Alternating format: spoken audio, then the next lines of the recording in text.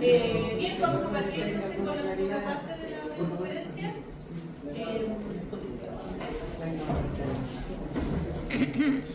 Perdón. Esta segunda parte está centrada en plataformas digitales ya específicamente y entonces vamos a contar con la presentación que va a hacer la profesora Patricia Peña del trabajo que les comentamos por la mañana del núcleo transdisciplinario de regulación de la competencia digital que hemos constituido en la Universidad de Chile con académicos y académicas de distintas facultades. Este es un trabajo que lleva más o menos un año de reuniones, de revisar en particular este documento de UNESCO que les comento y entonces lo que queremos es llegar a un policy paper o más de un policy paper porque vemos que está como muy contundente el trabajo. Entonces lo que nos va a presentar hoy día Patricia es un avance de este trabajo y posterior a esto vamos a tener la conferencia de cierre de Marina Pita que está también en casa. Así que esto va a Patricia con ustedes. Muchas gracias, Kiara. Bueno,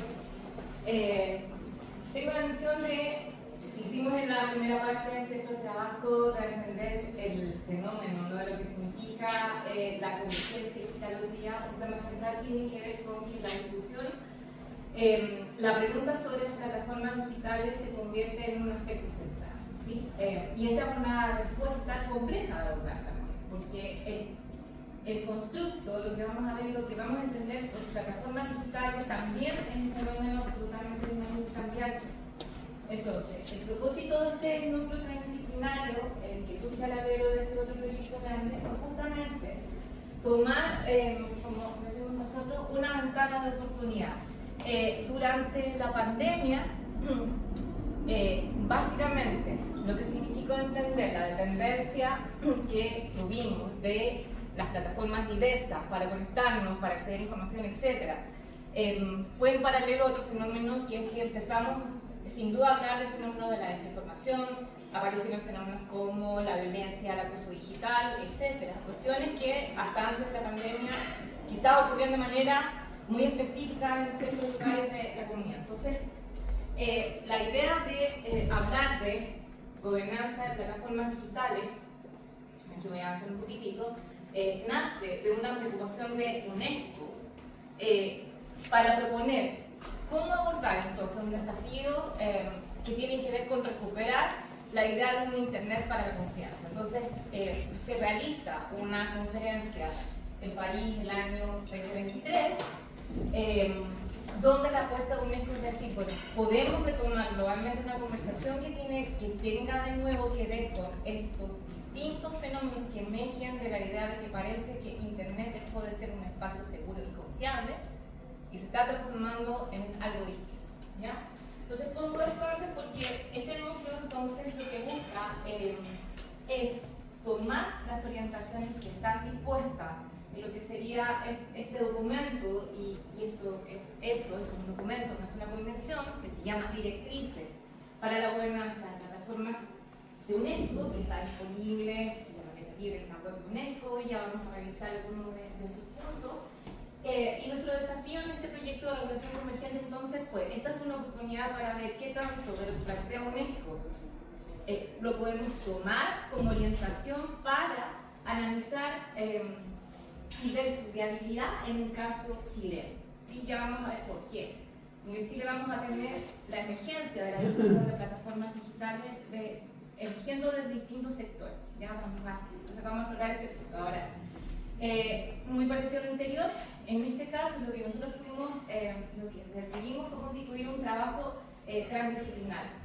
Y este es un núcleo que funciona al alero del financiamiento de la Vicerrectoría de Investigación y Desarrollo de la Universidad de Chile, que tiene una línea de trabajo fuerte en incentivar la transdisciplina. Este es un financiamiento que opera como incubadora de núcleos. Ya nosotros estamos como en una etapa de núcleo semillero. Es decir, es como, si lo pongo en equivalencia, cuando hablamos de esto, sabemos que este tema es como cuando se comenzó a hablar de crisis climática y cambio climático hace 30 años atrás. ¿Sí? Sabemos que estamos construyendo un trabajo transdisciplinario. Y eso es fundamental para este punto, porque muchas veces nos han preguntado, ¿pero por qué ustedes trabajan temas regulatorios o discusión sobre regulación de convergencia y no necesariamente son todos abogadas, ¿ya? O especialistas en el aspecto jurídico. Bueno, como ven, este paper que se está construyendo, este policy paper que se está construyendo, está integrado por toda esta cantidad de personas. Tenemos, y ha sido muy interesante ese aspecto, la facultad de gobierno, Claudia Case, María Cristina Escudero, Claudio Gutiérrez, que estuvo aquí desde el Departamento de Ciencias de la Computación de la Facultad de Ciencias Físicas y Matemáticas, Patricio Cabello, del Centro Avanzado de Estudios en Educación, Ignacio Sánchez, del Instituto de Estudios Internacionales, Salvador Millanero, de la Facultad de Derecho, y nuestra nueva asistente de investigación, que está ahí, Fabiola Torres, que está estudiando su magíster en comunicación, y Pedro Sea, que es ayudante de Salvador. Entonces, si ven, de partida ha sido un tremendo desafío. Es, la verdad, muy complejo en Chile abordar de manera transdisciplinaria cuestiones que tengan que ver con este desarrollo. Entonces, ¿cómo vamos a estructurar esta presentación? Vamos a hablar primero de los fundamentos que plantean las directrices, la propuesta que hace UNESCO respecto a esto. Después nos vamos a centrar un poco en cómo nosotros desde el núcleo estamos planteando la escritura y el análisis que hace este primer policy paper, como dijo que ahora en realidad estamos pensando ya quizás en muchos otros productos, no otros escritos. Luego vamos a abordar cómo esto nos sitúa en un problema de múltiples aristas. Vamos a repasar qué es lo que hemos hasta ahora logrado consolidar, también en relación a entender cuál es el estado de la situación en Chile. Y por último, el último punto que tiene que ver con las recomendaciones, que plantean un proceso en conclusión. Así que no van a haber conclusiones, no vamos a tener aquí. Esto es para discusión, ¿ya? Bueno, como mencioné, cuando UNESCO lanza su documento de directrices para plataformas digitales, quizás pone en este párrafo dos cuestiones que quienes trabajan en el entorno digital quizás lo saben mejor, pero aquellos que lo empezaron a mirar desde fuera mezclar, ¿sí? Plataformas digitales, particularmente si yo lo planteo, a veces lo entendemos como las plataformas de redes sociales, hablamos un momento de las plataformas de streaming. En nuestro campo tienen que ver con aquellas que de alguna manera cumplen o cumplían un rol que estaba más ligado a la sociabilidad y que luego empieza a transitar hacia plataformas que nos permiten el acceso a la información, comunicación, entretenimiento. ¿Sí? Hoy día una plataforma de redes sociales es algo más que una plataforma de comunicación, ¿sí? Y al revés, otras especies, voy a ponerlo así, como por ejemplo los sistemas de mensajería, han transitado también aquí. Y eso ha puesto sin duda en el panorama global una tremenda desafío de cómo se aborda entonces la regulación en particular de ese espacio. Entonces la UNESCO dice, bueno, efectivamente aquellas plataformas que tanto agradecemos que democratizaron muchas cosas como el acceso a la información, si estoy en el mundo del activismo, las denuncias, etc. Hoy día estamos hablando de esto saliendo de la pandemia, es un mundo saliendo de la pandemia, y con un fuerte énfasis ya que venía desde antes de la pandemia, también carecen de transparencia, de una rendición de cuenta, de la debida diligencia, etc. Y han constatado como muchos países en el medio han tratado de proponer instancias regulatorias de estas plataformas digitales, pero sin un enfoque de derechos humanos, ¿ya? Eso también es un punto central. Yo creo que aquí es donde hay un punto clave, lo mencionaba ahí al pasar en la conversación del cogibreta. A veces olvidamos en la historia de Internet que efectivamente cuando hablamos de plataformas digitales, esto tiene que ver con las empresas, ¿ya? Y eso es como el elefante ausente en buena parte de la discusión, ¿sí? Es decir, estas plataformas no es que efectivamente sean unas empresas sin fin de lucro, etc. Son parte de grandes conglomerados, son quizás parte de las grandes empresas. Y eso es un problema complejo en países como el nuestro, porque son empresas que no tienen representación o no tienen una existencia situada en nuestro país, ¿ya? Ese es otro problema que vamos a ir viendo. Aquí hay un resumen, ustedes pueden encontrar el libro donde están disponibles en la web de UNESCO este documento, ya una buena parte del proceso. Entonces, cuando UNESCO se propone esto, dice, el objetivo de esta propuesta, porque son lineamientos, no son, insisto, son de alguna manera pistas, y ahí vamos a ver ahí cómo nosotros hemos tomado esas pistas, es salvaguardar, por supuesto, el derecho a la libertad de expresión y el acceso a la información. Ahora vamos a ver cómo después menciona otros derechos humanos, y por ahí para nosotros hay un punto central que tiene que ver con el fomento de la diversidad cultural, ¿ya?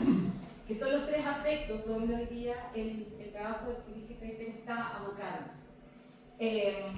Tiene que ver también con, dice, tratar de aquellos contenidos que pudieran restringirse ilícitamente en virtud de una normativa internacional en materia de derechos humanos, y eso tiene un valor central en lo que vamos a ir hablando.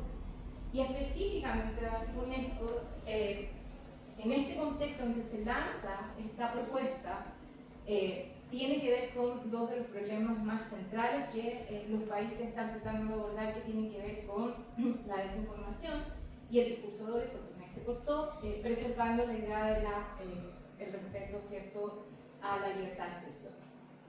Este proceso de las plataformas, les mencionaba, tiene su origen entonces en esta conferencia de Internet para la Confianza, o por una Internet Confianza de París 2023, que fue como la antesala donde UNESCO propone a distintos actores y sectores, por ejemplo aquí han jugado un rol fundamental las distintas redes de reguladores que existen ya en el mundo, reguladores audiovisuales mayoritariamente, porque vamos a ver que no es que haya un regulador del área digital, ¿no?, o del área de convergencia.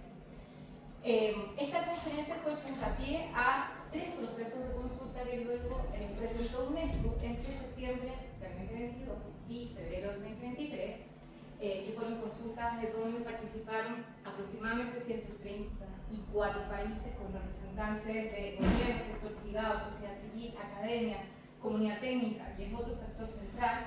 Es decir, UNESCO aplicó aquí un concepto que venía, que además es parte del fundamento con el que trabaja UNESCO, que es múltiples partes interesantes, ¿ya? Es algo que también muchas veces en nuestro sector a veces no necesariamente se concreta. Entonces, se lanza este documento en septiembre del 2023 y lo central que vamos a ver entonces en el documento y en la explicación, además de todos los procesos luego de difusión y de conversación que se han implementado en distintos lugares del mundo, tienen que ver con estos tres puntos, ¿cierto? Con, quizás que son además los que competen a nuestra área de las comunicaciones. Es como finalmente las plataformas digitales podemos conversar acerca de este marco de gobernanza desde cierto respeto a la libertad de expresión, el acceso a la información y la diversidad cultural, ¿ya? Entonces también vamos a ver que luego en el trabajo que estamos haciendo vamos a hacer conversar, que es algo que también en este grupo de trabajo hemos intentado hacer, que los temas de comunicación y de cultura, diversidad cultural, sí pueden ir en conjunto. Y muchas veces es un análisis que falta, ¿sí? Es decir, no es que sean dos ámbitos separados. Luego, en este documento y en la propuesta, vamos a ver después en detalle, nos entrega una definición específica. La UNESCO nos dice, vamos a considerar plataformas digitales X, ¿ya? Esto es, lo va a dejar abierto, y eso también, entre comillas, interesante, es una oportunidad, pero también es un tremendo desafío.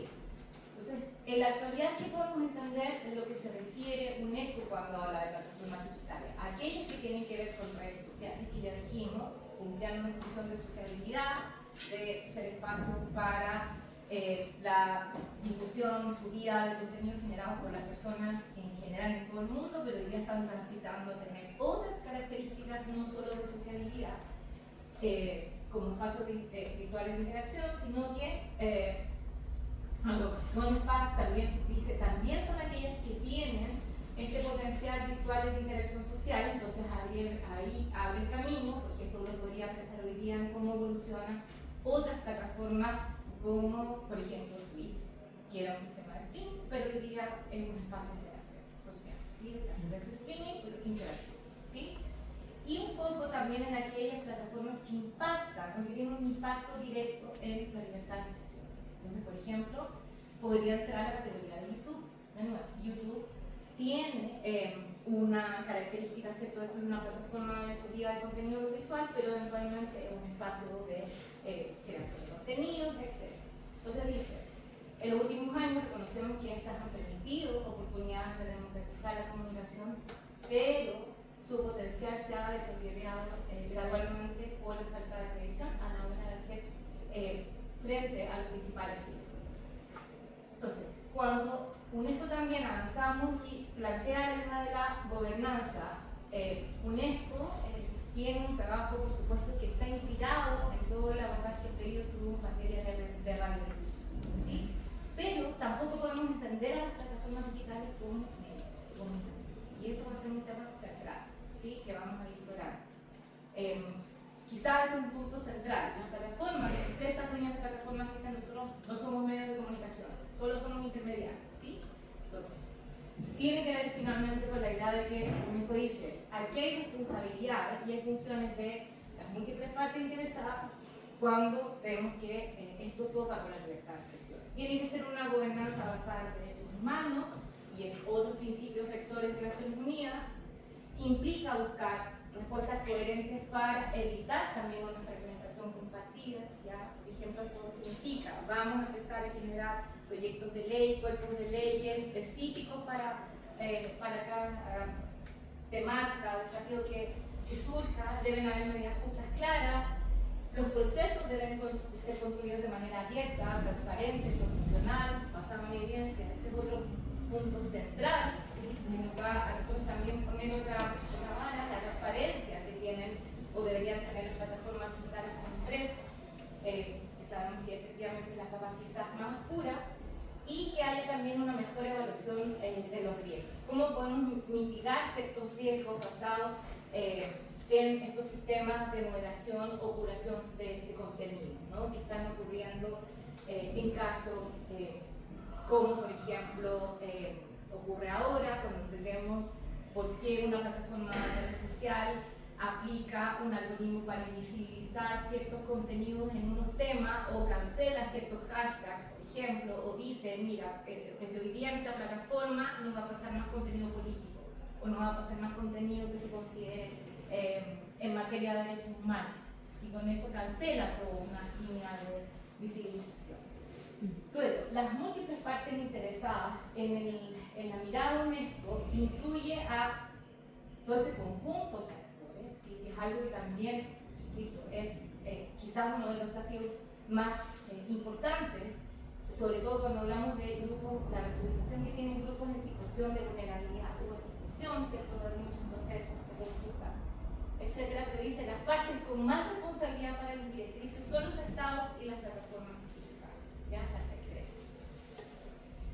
Y finalmente también establece estos principios de la gobernanza, porque ponen ahí, cuando ponemos PR, significa que ustedes lo pueden encontrar en el documento, en los pactos, ¿ya? Eso está dicho para el pacto. Entonces dice, bueno, debe haber criterios de transparencia, tiene que existir pesos y contrapesos, esto tiene que ser un proceso abierto, accesible, tiene que haber una especial preocupación por grupos vulnerables, tiene que haber un diálogo con el sistema de medios tradicional, ¿sí? Ese también va a ser otro punto central en toda esta discusión.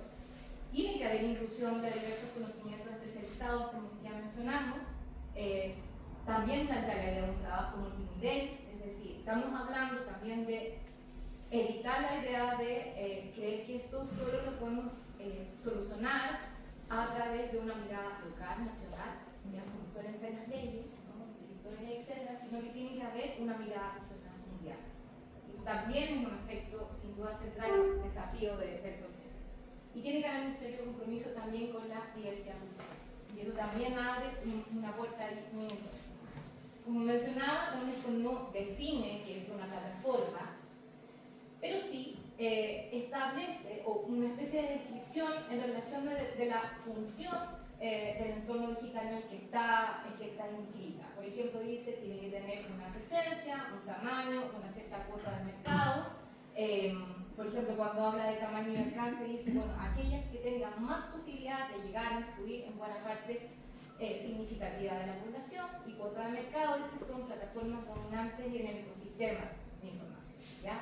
Dice, esta determinación tiene que basarse en una evaluación independiente del riesgo que tengan estas plataformas para los derechos humanos, ¿sí? Vamos a ver luego cómo, por ejemplo, esta definición está de alguna manera hoy día muy presente en lo que es las directrices, por ejemplo, que tiene la Unión Europea en materia de desinformación. La Unión Europea tiene una directriz en materia de información que establece, las clasifica las plataformas en las DIRI de los motores de búsqueda, y eso fue fruto también de una definición que de alguna manera habla con esta idea. Luego, ¿qué mecanismos de cumplimiento de la gobernanza? ¿Qué estamos llamando como mecanismos de gobernanza? En general, también esto es otra palabra que creo que de alguna manera nos va a ayudar, nos ayuda y también nos pone otro desafío. En general, ¿cierto? Las plataformas digitales, particularmente las que están asociadas a redes sociales y generación de contenido por parte de los usuarios, hasta ahora, para nosotros en América Latina y en general en el mundo, el concepto es que se han autorregulado. Es decir, ellos ponen unas políticas, unas normas, ¿ya? Que vienen de esa idea. Si lo vemos con más detalle, por ejemplo, Meta avanzó en el último tiempo al crear su propio Board Oversight.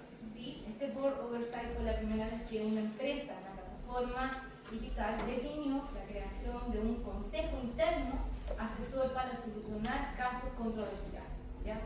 Y ahí después podemos hablar de eso porque Jorge también ha hecho un trabajo ahí en dar seguimiento, por ejemplo, como, que ayer también hablábamos, de esto de, por ejemplo, cuántos casos que tomó el oversight de Meta, por ejemplo, se referían a controversias en América Latina, que no superaban el 10%, ¿ya? De un total, etc. Luego hay un concepto de corregulación, es decir, ese papel de regular, el papel regulador, es compartido entre la industria y otras partes interesadas, además de autoridades u organismos reguladores oficiales independientes, que es lo que hablamos en la primera parte. Y luego está la regulación interterritorial, que se entiende como uno o varios, uno dice en el documento de México, tiene que ser un regulador, ¿ya? Y eso también nos abre oportunidades para la discusión, que toma las decisiones finales sobre el establecimiento de la forma, ¿ya? Y eso también es interesante porque UNESCO dice, puede ser una combinación, ¿vale? O sea, también entendemos que en el mundo, de partida, no todos los países, por ejemplo, tienen reguladores, ni siquiera del sector radiodifusión o del sector audiovisual, y hay otros países que no necesariamente el regulador tiene una figura legal como constituida.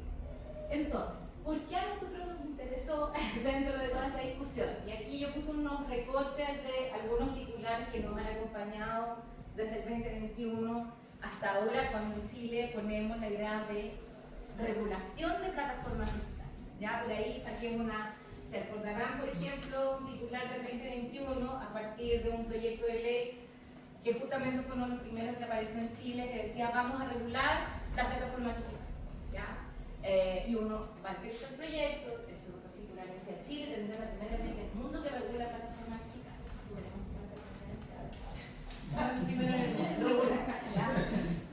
Luego aparece la problemática relacionada con casos donde es el Poder Judicial donde ha ido sentando ciertas sentencias, ¿ya? Que han sido las más controversiales, ¿ya?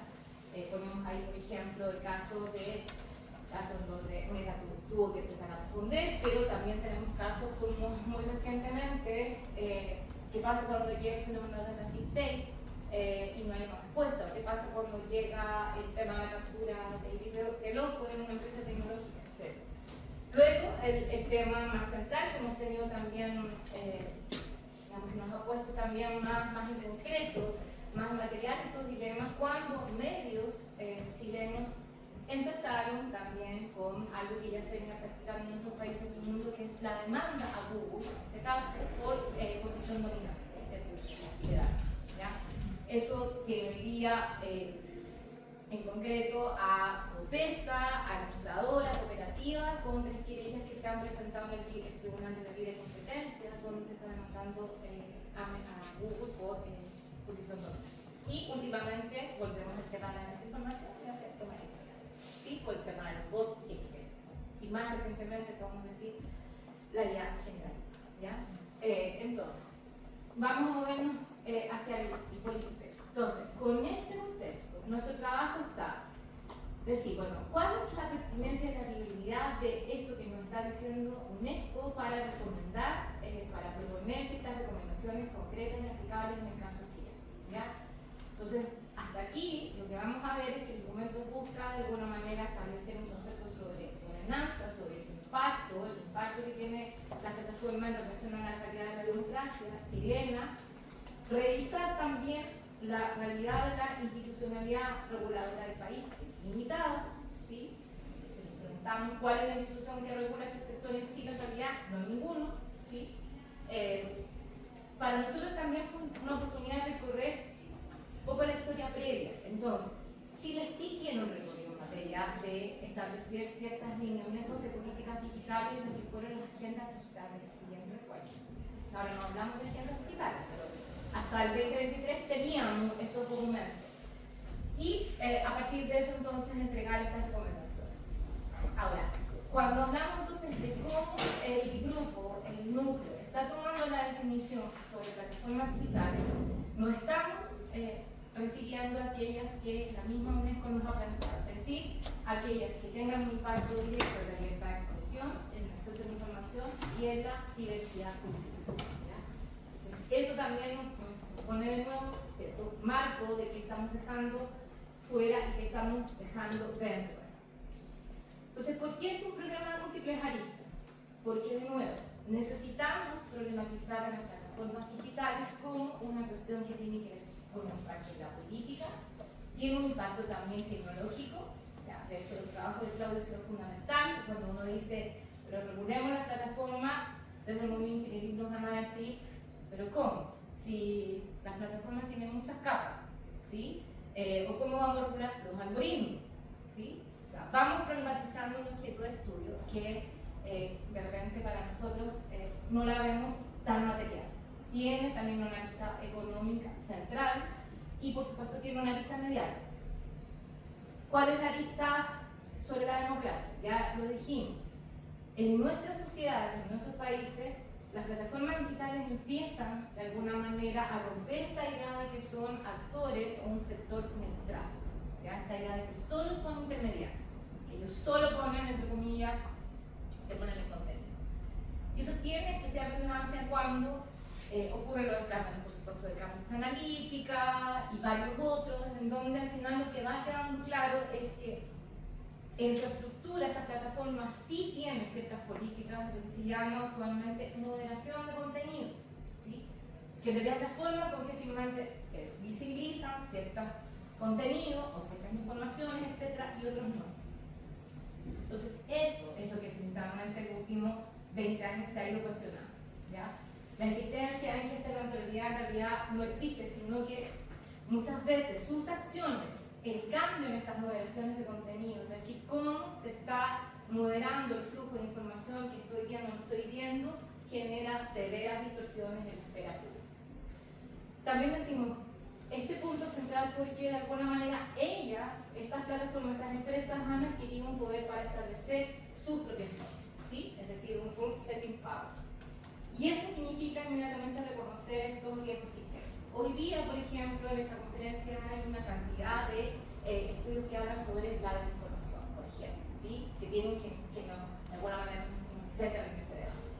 Luego, yo mencionaba la lista tecnológica. Cuando hablamos sobre qué plataformas digitales, bueno, ese es un esquema que nos ha acompañado en todo este proceso y es que finalmente las plataformas digitales tienen todas las capas tecnológicamente hablando. Tiene una capa de dispositivos, una capa de redes, tiene una capa de servicio y contenido es lo que nosotros vemos aquí, ¿sí? Y eso quizás es lo más central que a veces a nosotros nos aparece como invisible. Entonces, también cuando decimos qué capa y cómo vamos a regular esa capa de plataformas digitales es un tema fundamental, digamos, analizar con más detalle. Luego, tiene una lista económica sin duda y esto es un punto central. ¿Por qué? Porque estas plataformas efectivamente están hoy día insertas en una serie también de acuerdos comerciales entre países que de alguna manera han ido facilitando un punto central en su funcionamiento y es que a veces lo olvidamos, que tiene que ver con que funciona, ¿cierto?, por un mecanismo de publicidad digital donde cada vez más su punto central es que tiene como centro de su negocio la acaparación de datos, ¿sí?, de los datos de los usuarios, ¿ya? Y eso también es un tema central. En el mundo mediático informativo, la desinformación ha sido quizás el punto central que nos ha acaparado la digamos, la atención. Es decir, reconocer que las plataformas están insertas en un ecosistema donde lo que han generado es una velocidad rápida para poner aquellos contenidos erróneos, maliciosos, etcétera, en circulación, y eso genera una crisis en todo lo que ya tiene el periodismo hoy día por abordar, que es la confianza y el pluralismo. Por último, también estamos abordando el tema de la preocupación con niñas, niños y adolescentes, ¿ya? Que también, como hemos visto, vamos a ver con Marina, quizás este es uno de los temas en donde finalmente uno podría decir hay un cierto acuerdo, ¿sí? Es decir, ¿cómo nos aseguramos de que efectivamente estas plataformas sean un espacio propicio, un entorno digital propicio para las niñeces? Y aquí nuestra postura ha sido, bueno, estamos pasando de un momento en que la preocupación muchas veces está dominada por esta idea de un pánico moral. ¿Cuáles son los efectos? ¿Cuáles son los riesgos? Pensemos en toda la discusión que tenemos hoy día en Chile de sacar los celulares de la sala de clases como una medida, versus también lo que nos están mostrando distintos otros estudios que se han hecho con niñeces, particularmente en Chile, en donde se está buscando equilibrar los riesgos y las oportunidades que ofrecen muchas veces las prácticas digitales, ¿ya? Y eso tiene que ver con que efectivamente hay una serie de datos que nos están diciendo que hay ciertos riesgos y cierta vulnerabilidad digital. Bueno, quiero ir cerrando, me dicen que tengo un poquito más tiempo, pero solo quiero de alguna manera ir repasando este trabajo de Policy Bay.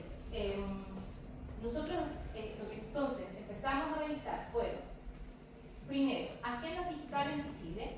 Hemos tenido a la fecha quizás 4 o 5, ya, donde lo central para este estudio es decir, bueno, ninguna de estas agendas necesariamente planteó la idea de abordar también la lista de la institucionalidad que iba de alguna manera a dar un seguimiento y cumplimiento a estas agendas digitales.